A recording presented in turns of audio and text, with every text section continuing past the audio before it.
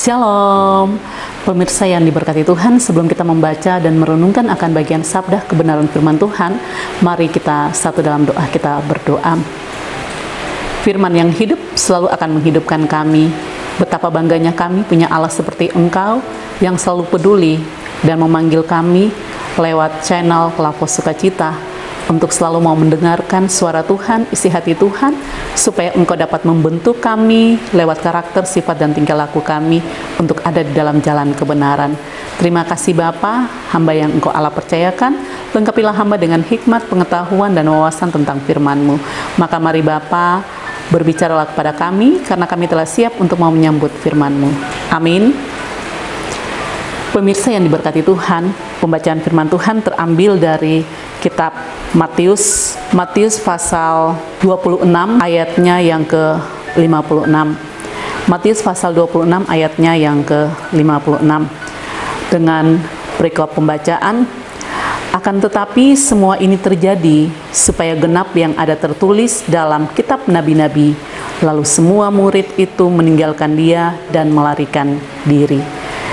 Pemirsa yang diberkati Tuhan, dari pembacaan ini diberikan tema untuk kita, untuk dapat kita renungkan secara bersama-sama, nubuat para nabi tentang kedatangan Yesus. Pemirsa yang diberkati Tuhan, mengapa di dalam kitab Perjanjian Lama kita harus mendengarkan tentang nubuat para nabi tentang kedatangan Yesus atau Mesias yang diutus Allah? Semuanya ada maksud dan rencana Tuhan di balik ini semuanya. Para nabi menubuatkan tentang kedatangan Mesias yang diutus Allah.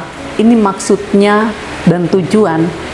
Dia datang untuk merangkul kita, mengajar kita, membawa kita dalam jalan kebenaran dan pengenalan-pengenalan tentang kebenaran hidup yang teratur, yang apa maunya Tuhan di dalam kehidupan kita, khususnya Bapa dalam kehidupan anak-anaknya, supaya kehidupan kita tidak terpisahkan oleh Dia.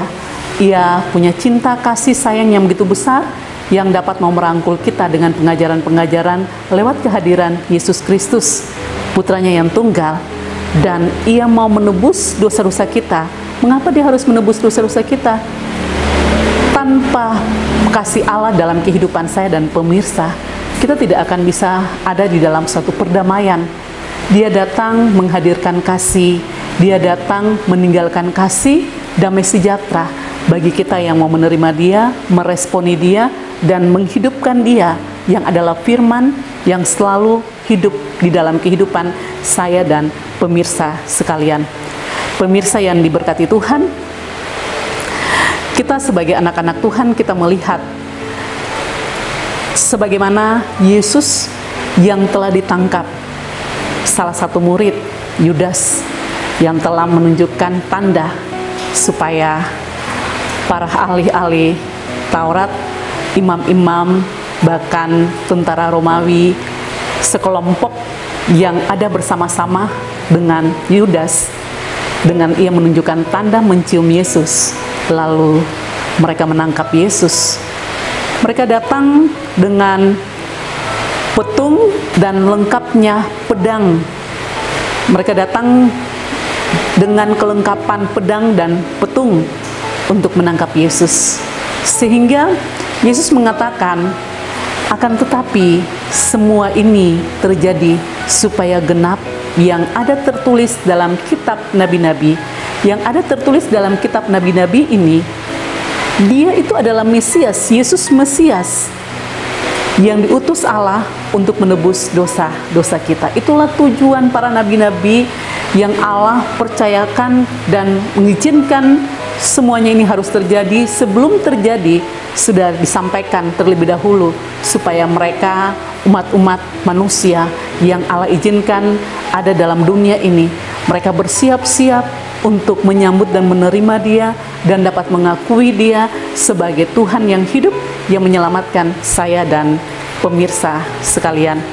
Pemirsa yang diberkati Tuhan, sudah dinubuatkan tentang Dia adalah Tuhan yang akan menebus dosa-dosa kita.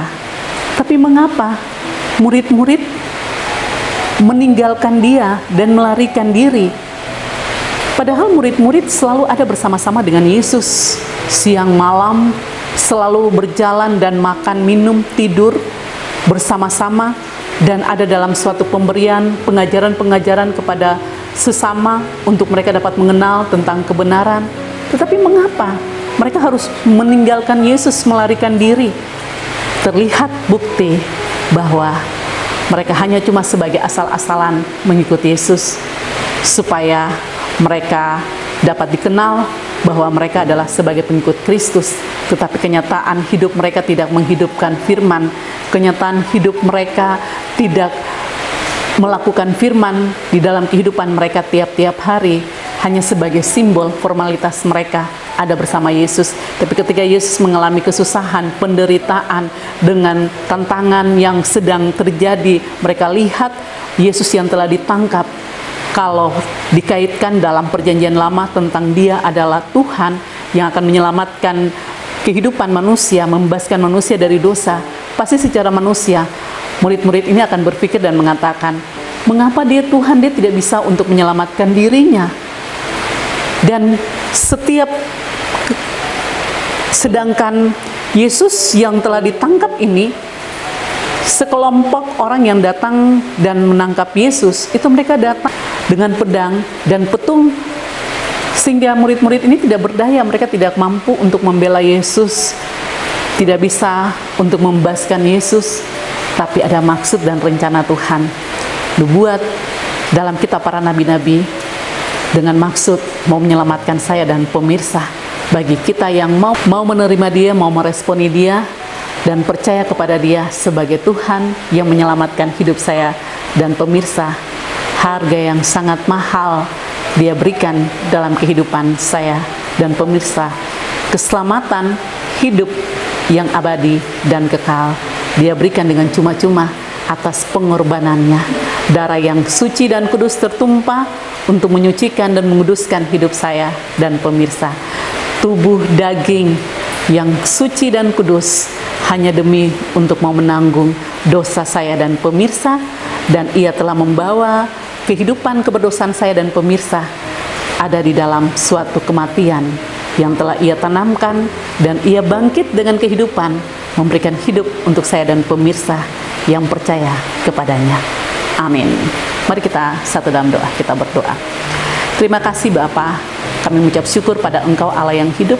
Kami yang tidak melihat secara langsung tentang kehadiran Putramu Yesus Kristus, tetapi kami mendengar dari kitab para nabi-nabi, dan kami melihat dan mendengar dengan mata jasmani, mata rohani kami, dan secara iman kami bahwa Engkau Tuhan kami yang menyelamatkan kehidupan kami. Ajarilah kami Bapa untuk jangan kami sama seperti murid-murid yang bersama-sama dengan Yesus ketika menghadapi persoalan, kami meninggalkan sesama, tetapi biarlah kami ada dalam kekompakan, biarlah kami saling menopang, biarlah kami saling memperjuangkan kebenaran yang hidup di dalam Engkau untuk tetap diberkati oleh Engkau Allah.